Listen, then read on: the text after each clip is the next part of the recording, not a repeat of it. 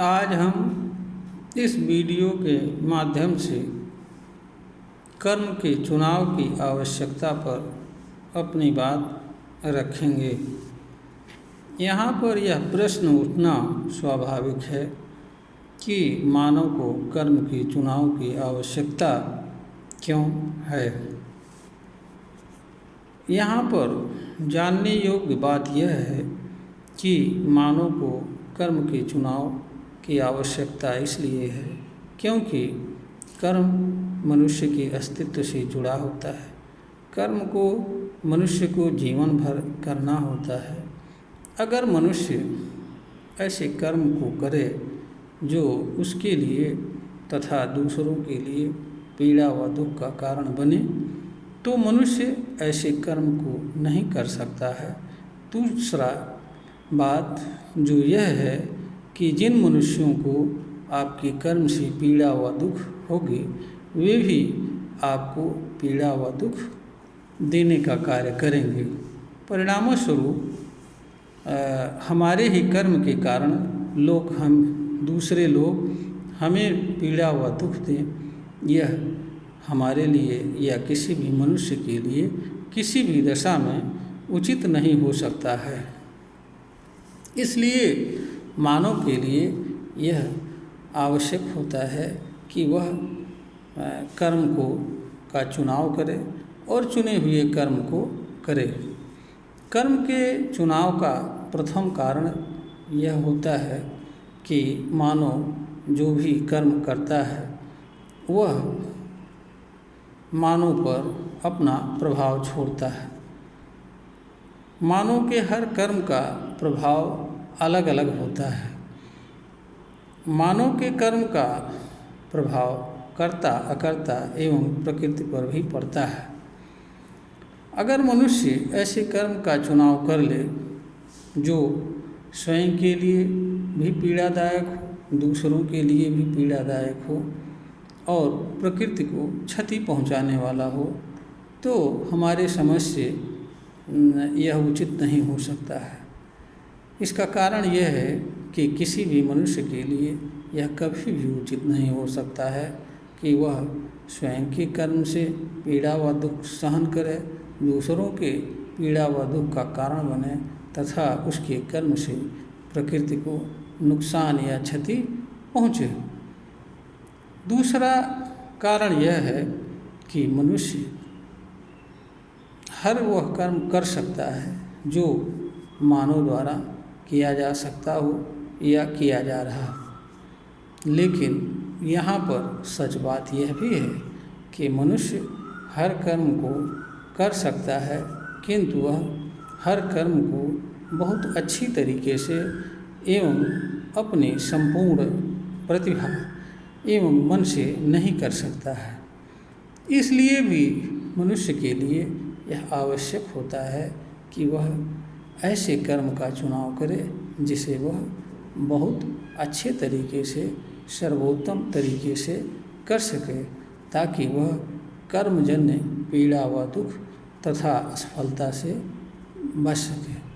तीसरा कारण यह होता है कि हर मनुष्य के भीतर जन्म से छिपी विशिष्ट प्रतिभा गुण एवं कला होती है, अलग अलग होती है।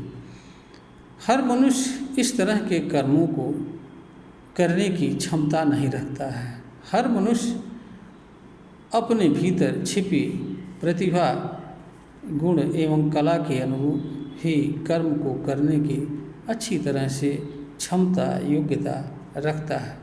इसलिए भी मनुष्य को कर्म के चुनाव की आवश्यकता पड़ती है ताकि वह ऐसे कर्म का चुनाव करे जो उसके भीतर छिपी विशिष्ट प्रतिभा गुण एवं कला के अनुरूप हो ताकि वह उसे सही तरीके से संपूर्ण मन से कर सके और कर्मजन्य सफलता को प्राप्त कर सके, समाज में अपनी अलग पहचान बना सके। चौथा कारण यह होता है कि मनुष्य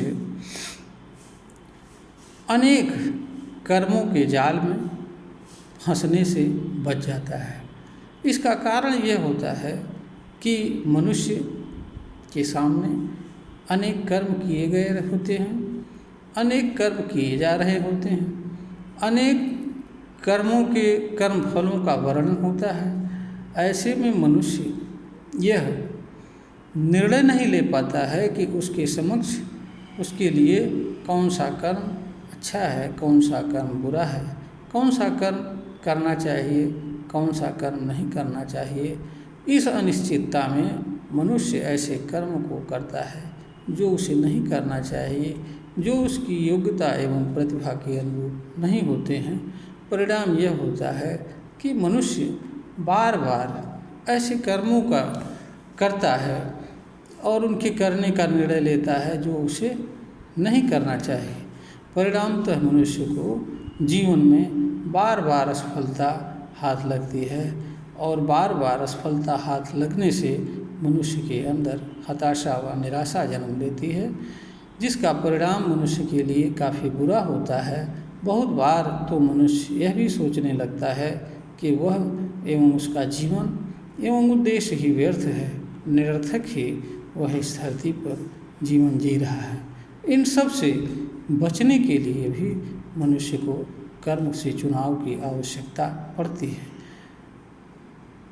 अगला कारण ये है कि मनुष्य जब कर्म के चुनाव के बारे में विचार करता है या चुनाव करता है तो उसे अनेक तरह के कर्मों पर विचार करना पड़ता है, जानने व समझने पड़ता है, इसका अवसर मिलता है। तो कर्म का चुनाव मनुष्य के लिए कर्म को जानने व समझने तथा निर्णय करने का उचित अवसर भी प्रदान करता है।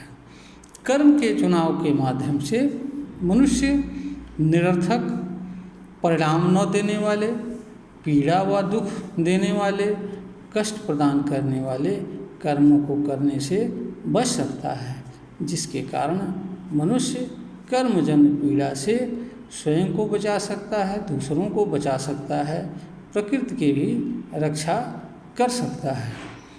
कर्म के चुनाव के परिणामों स्वरूप मनुष्य के सामने केवल कर्म को करना शेष रहता है।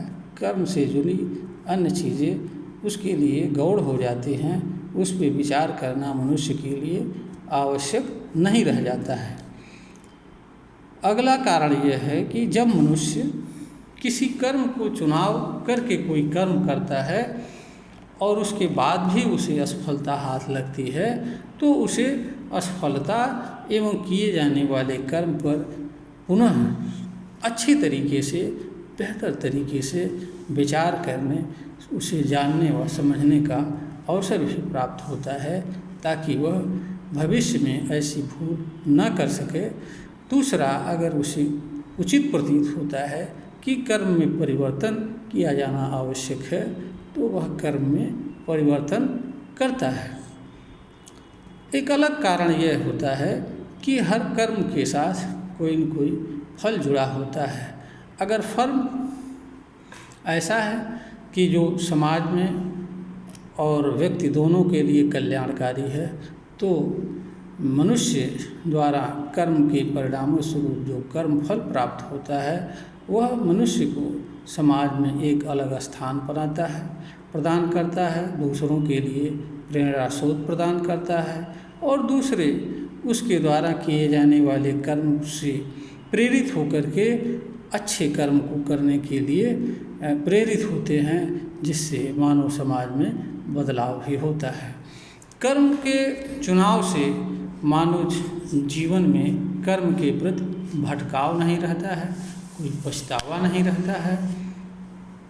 इसलिए भी कर्म के चुनाव की आवश्यकता पड़ती है। मनुष्य कर्म का चुनाव करके और उस कर्म को करके अच्छा परिणाम दे सकता है, जिसके कारण वह अपने लिए भी उपयोगी हो सकता है, परिवार के लिए उपयोगी हो सकता है और मानव समाज का कल्याण भी अपने कर्म से कर सकता है और ऐसा करके वह दूसरों की प्रेरणा और का स्रोत बन सकता है, आदर्श बन सकता है। एक अन्य कारण यह भी है कि मानव समाज में लोग बदलते हैं केवल दूसरों के अच्छे परिणाम को देख करके।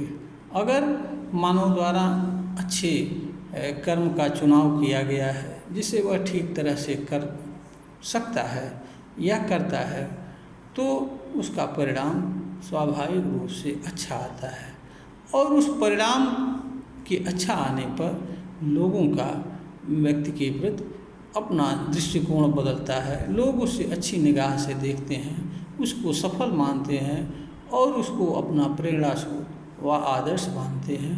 उसके माध्यम से कुछ लोगों में बदलाव भी होता है। अगर कोई मनुष्य सही ढंग से कर्म का चुनाव करके अपने लिए उपयोगी साबित हो, दूसरों के लिए उपयोगी साबित हो, और उसके कर्म एवं कर्म फल के परिणामों स्वरूप कुछ लोगों में बदलाव हो, कुछ लोग अच्छे कार्यों की तरफ बढ़ें, कर्म को चुनाव करके इस तरह की प्रवृत्ति लोगों में जागृत हो और उससे कुछ लोगों के जीवन में बदलाव हो, तो हमारे दृष्टिकोण से किसी भी मनुष्य के लिए इससे अच्छी कोई बात और नहीं हो सकती है।